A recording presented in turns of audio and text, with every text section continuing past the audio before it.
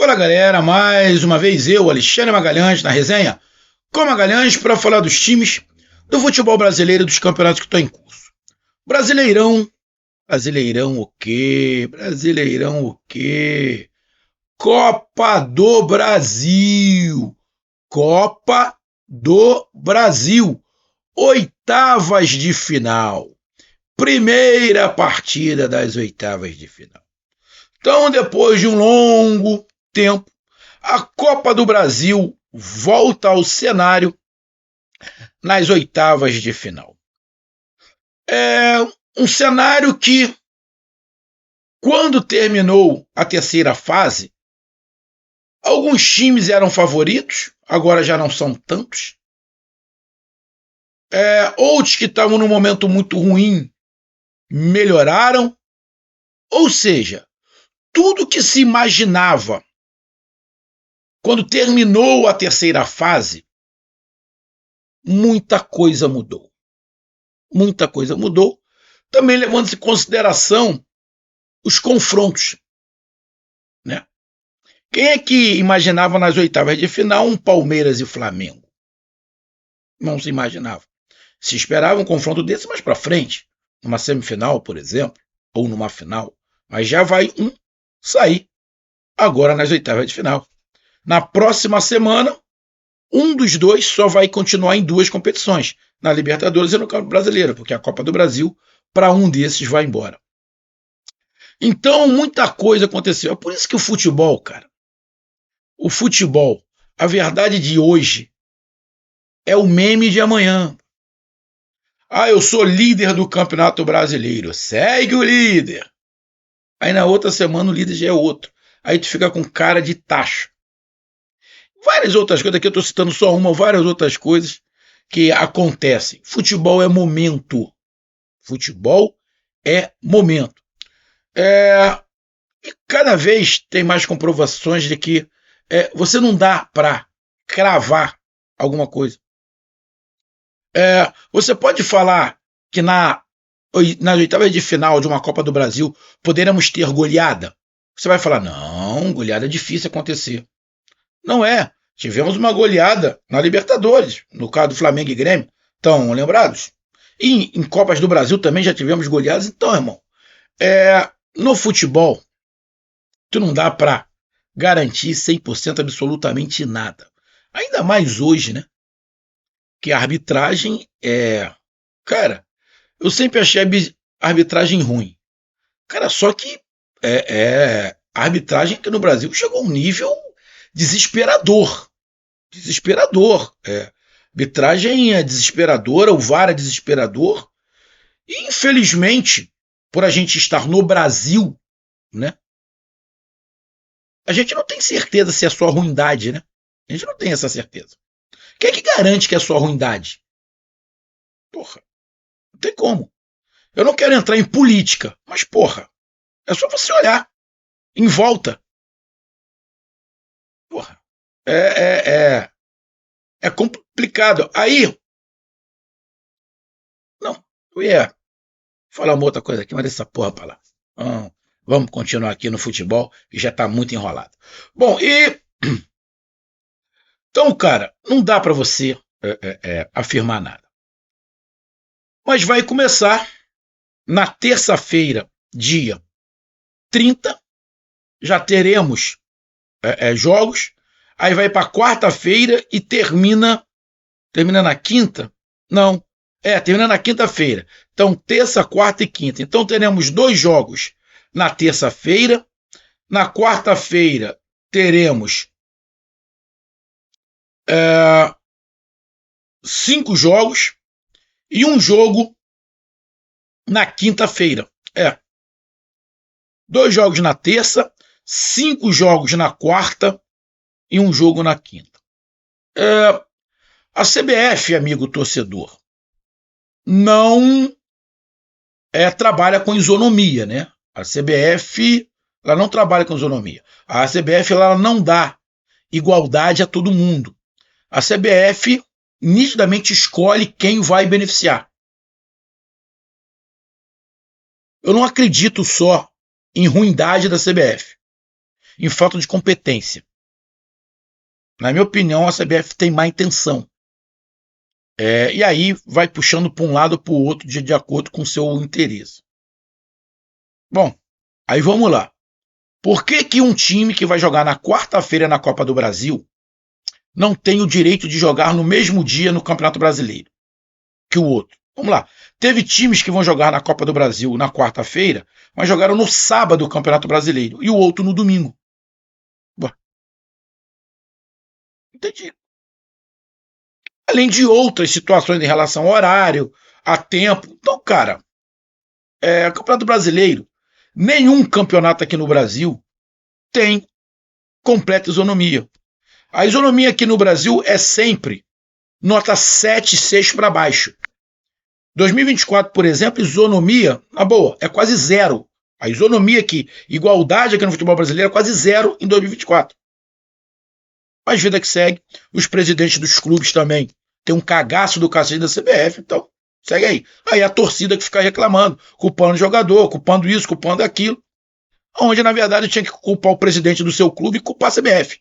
Lógico, o clube, jogadores, treinador, tem as suas parcelas, mas, porra, tem que cobrar o presidente, cobrar a CBF. Muito complicado, irmão. Então vamos lá para mais uma rodada de palpites aqui do canal Resenha com Magalhães, agora da Copa do Brasil. Então eu peço a você, meu amigo torcedor brasileiro que acompanha o canal Resenha com Magalhães, eu peço que você curta, compartilhe, inscreva-se no canal, dê o seu like, ative a notificação, coloque os comentários, entre no nosso WhatsApp, que está aqui embaixo na descrição do canal, você vai lá do seu nome, o time que você torce, que eu coloco você no grupo do seu time, só para lembrar, para falar de futebol, não para falar de política e de religião, e se você quiser ajudar o canal a crescer, você pode dar através do Pix, que é o número do nosso WhatsApp, você pode dar através do Superchat, quando estiver fazendo lives, e você pode dar através do clube de membro do canal Resenha com Magalhães, aqui embaixo de azul. E agora você pode ajudar através do Valeu, que é esse coração que se franco todo lado compartilhar. Mais uma coisa, não deixe de se inscrever no canal, que mais da metade da galera que acompanha o canal não é inscrito, então dá essa moral pro canal, inscreva-se no canal. Então vamos lá, galera. Terça-feira teremos São Paulo e Goiás, mando de campo do São Paulo. São Paulo, Série A, Goiás, Série B. Mando de campo do São Paulo. São Paulo vem aí dando algumas derrapadas, né? O São Paulo, pelo Campeonato Brasileiro, nos últimos 5 jogos só ganhou 1, empatou 2 e perdeu 2, então a fase do São Paulo não é das melhores. E o Goiás, na Série B, está aqui na 9ª colocação, nos últimos 5 jogos, ganhou 2, perdeu 2, empatou 1. Bom, palpite para esse primeiro jogo. O meu palpite para São Paulo e Goiás, levando em consideração tudo, time, casa, eu vou de vitória do São Paulo. Magalhães, tu acha que o São Paulo pode matar o jogo, matar a classificação no primeiro jogo? Sim. Eu acho que o São Paulo pode, tem que melhorar o futebol, mas eu acho que o São Paulo tem condições de se classificar nesse primeiro jogo. Goiás vai jogar para não perder, ou se perder para ter algum tipo de chance o jogo de volta, tá? Mas eu acredito que o São Paulo vença. Cravar que ele pode botar a classificação no primeiro jogo é muito difícil, mas eu vejo uma possibilidade sim do São Paulo conseguir se classificar já nesse primeiro jogo. Aí o segundo jogo de terça-feira, Botafogo e Bahia. Nenhum dos dois vive o melhor momento. Jogo equilibrado, um jogo com características diferentes, né? O Botafogo tem uma forma de jogar, o Bahia tem outro. O Botafogo tomou uma cipuada do Cruzeiro. O Botafogo não jogou com o time todo reserva. O Botafogo nos últimos 5 jogos ganhou 3, empatou 1 e perdeu 1. O Bahia nos últimos 5 jogos só ganhou 1. O Bahia nos últimos 4 jogos não ganhou, perdeu 2 e empatou 2. O momento do Bahia é bem pior do que o momento do Botafogo, né? O futebol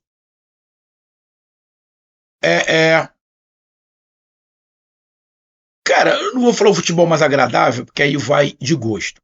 O futebol mais agradável para mim é do Bahia, desde que tenha intensidade.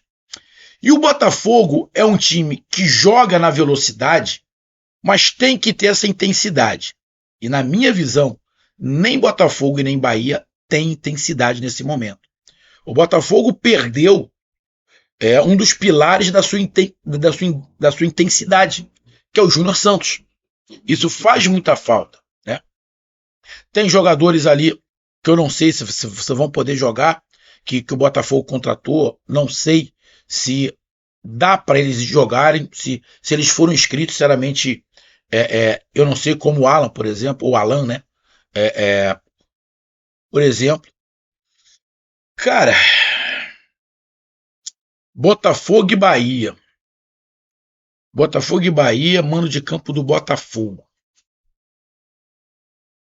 O Rogério Ceni não é um treinador que gosta de jogar no contra-ataque. Tem contra-ataque, mas não gosta de jogar muito no contra-ataque. Mas o Rogério Ceni está com um problema com aquele quarteto no meio de campo. O Cauli tá mal. O Everton Ribeiro está perdendo um pouco do fôlego.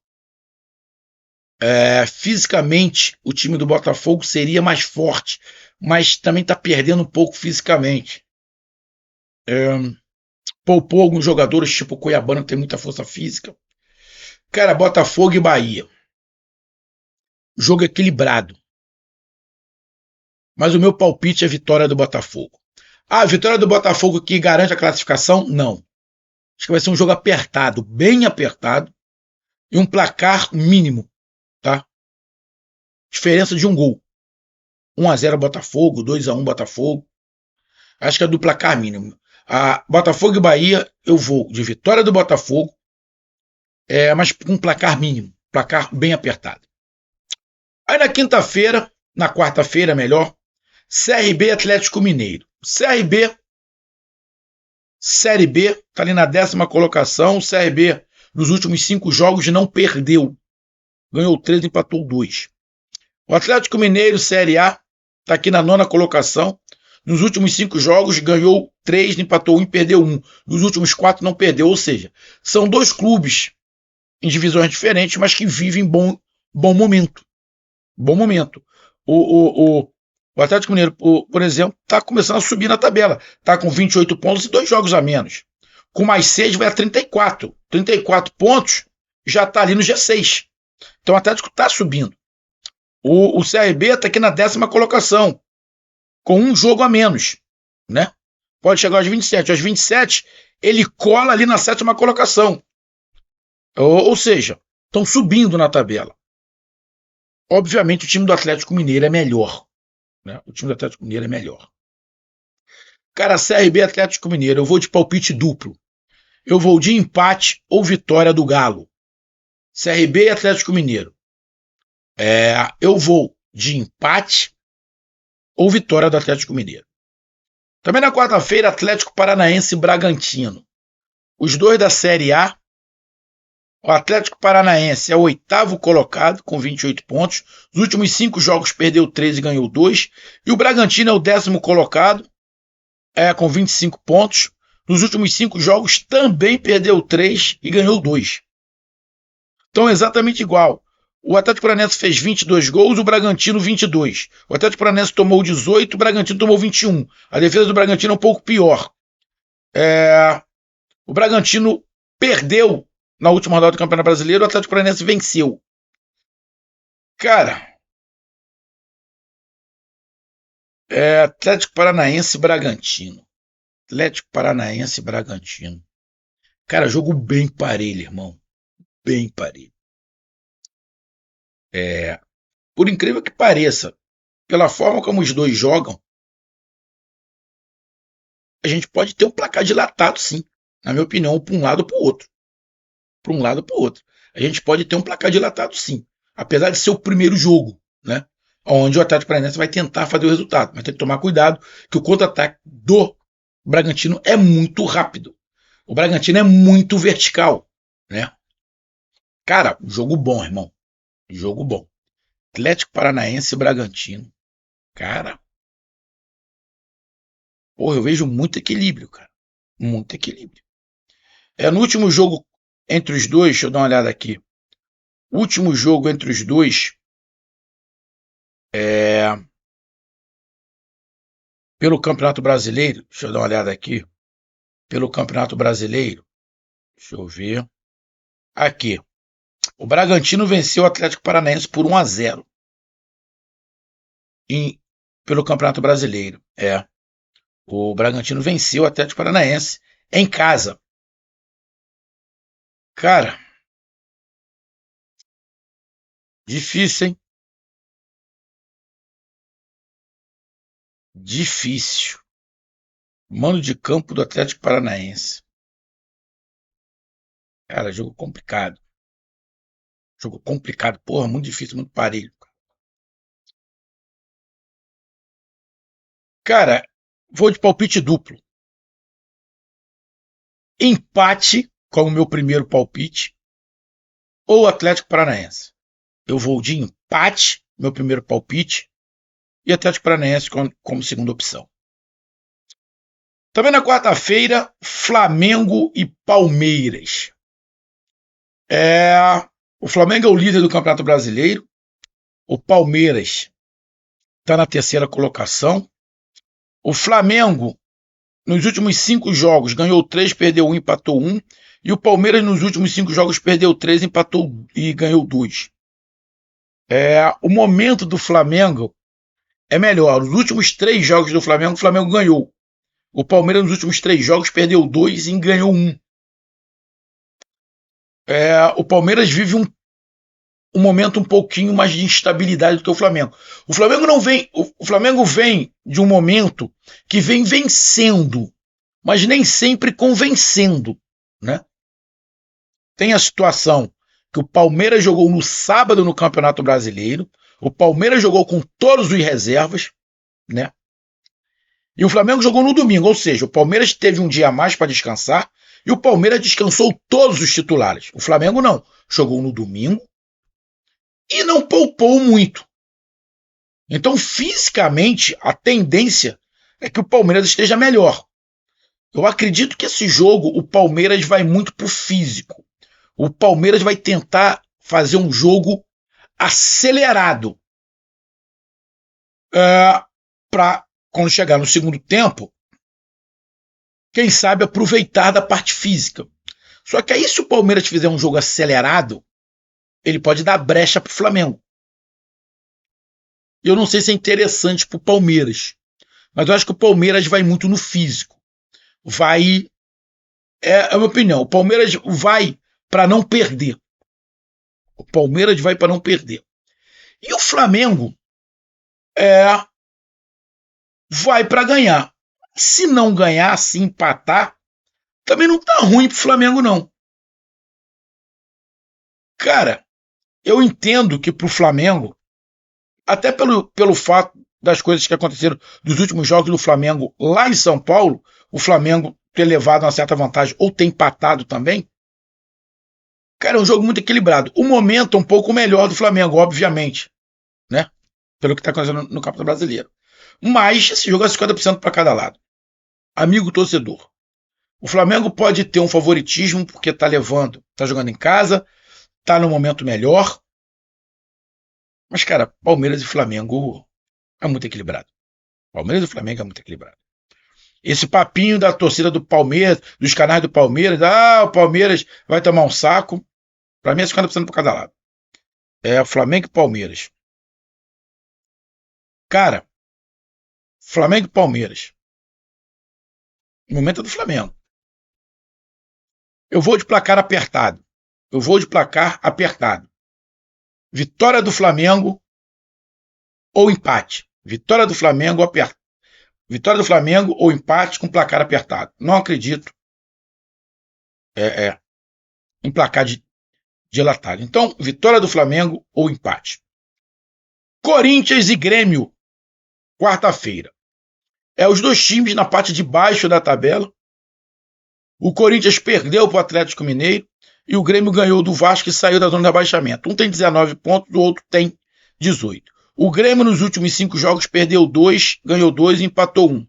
Nos últimos 3 jogos o Grêmio ganhou 2 e empatou 1. Ou seja, vem subindo de produção o Grêmio. O Corinthians nos últimos 5 jogos perdeu 2, ganhou 2 e empatou 1. Exatamente igual ao Grêmio. Nos últimos 3 jogos o Corinthians perdeu 1, ganhou 1 e empatou 1. O momento é um pouco melhor do Grêmio. O Grêmio tem um saldo de menos 7 e o Corinthians de menos 8. O Grêmio fez 15 gols, o Corinthians 18. O Corinthians tomou 27 gols, o Grêmio 22. Ou seja, a defesa do Grêmio é melhor do que a defesa do Corinthians, mas o ataque do Corinthians é melhor do que a do Grêmio. Mando de campo do Corinthians. Cara,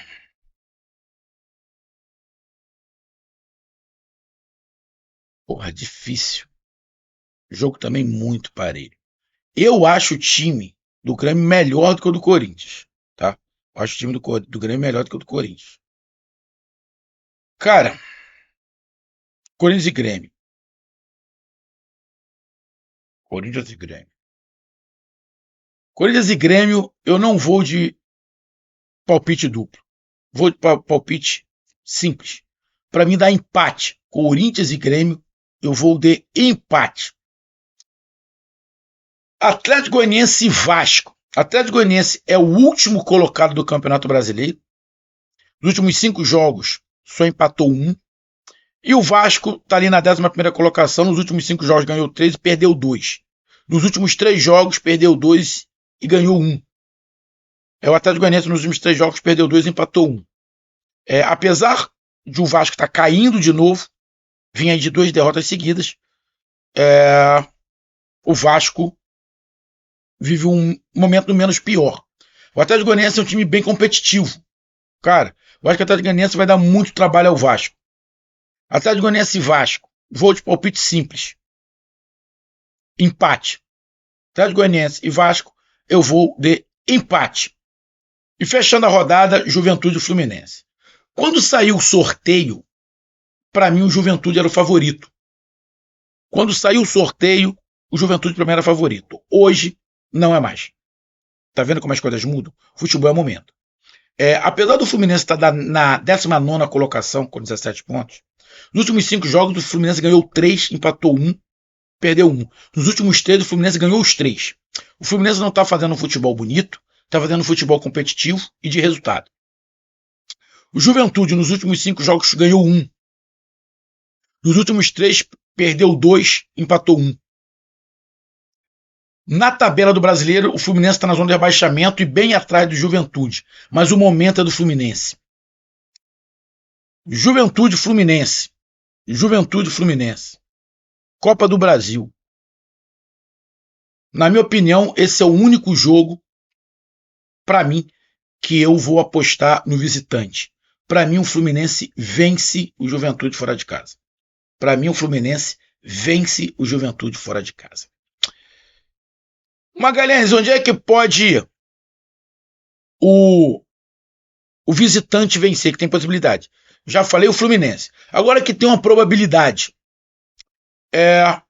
Eu vejo uma probabilidade grande do Atlético Mineiro vencer fora de casa.